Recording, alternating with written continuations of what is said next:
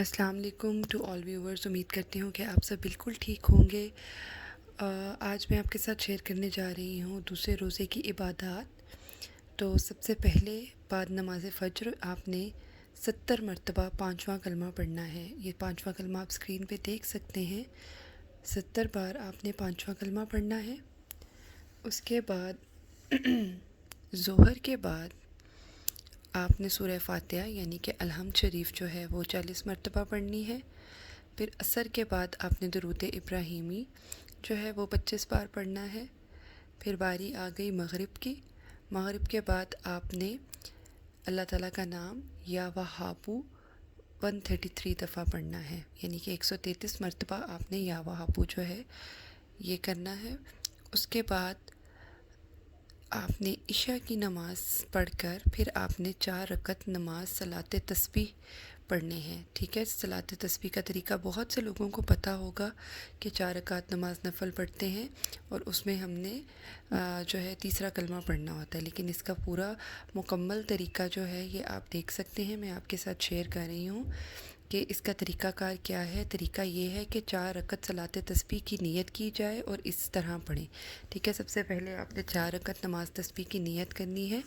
अब आपने उसको किस तरह से पढ़ना है।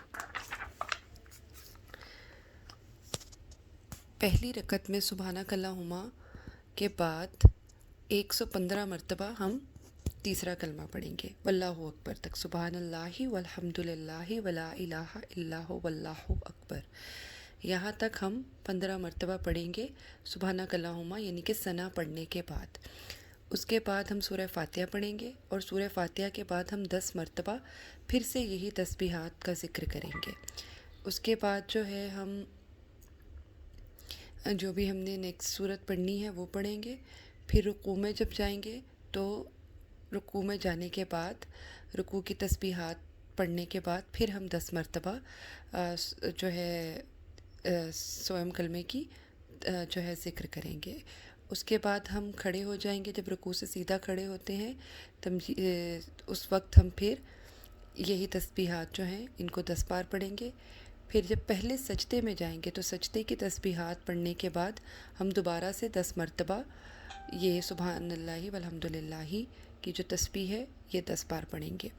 फिर उसके बाद जलसा यानी कि दोनों सजदों के दरमियान में जब एक सजदा करके आप उठेंगे अल्लाह अकबर कहेंगे और फिर दोबारा से आप 10 मरतबा जो है वो जो सुबहानल्लाहि वल्हम्दुलिल्लाहि जो है ये आप पढ़ेंगे।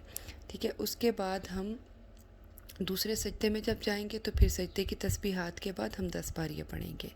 इस तरह से आपकी एक रकत मुकम्मल हो जाएगी और फिर आप दूसरी रकत के लिए खड़े हो जाएंगे।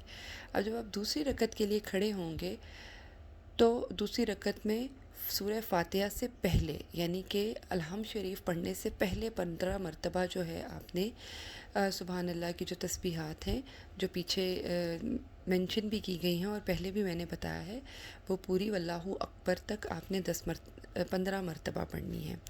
फिर उसके बाद करात यानी कि सूरह फ़ातिहा और सूरह इखलास के बाद आप 10 मरतबा पढ़ेंगे। ठीक है, रुकू में जो है फिर आपने ये तस्बीहात करनी है। फिर वही सारा तरीक़ाकार जैसे पहली रकत में था उसी तरह दूसरी रकत में होगा। ठीक है, इसी तरह आपने तीसरी और चौथी रकत जो है वो मुकम्मल करनी है।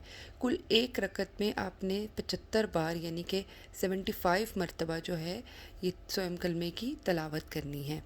ठीक है, और टोटल आपकी 4 रकतों में 300 मरतबा जो है ये तस्बीह जो है ये पढ़ी जाएगी।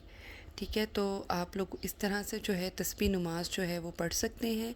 और दूसरे रोज़े के दिन आपने नमाज इशा के बाद जो है ये सलात तस्बीह जो है वो पढ़नी है। इसके अलावा सलात तस्बीह आप कभी भी पढ़ सकते हैं, आप जुम्मे के रोज़ पढ़ सकते हैं। इसकी बहुत बरकत और फ़जीलत है।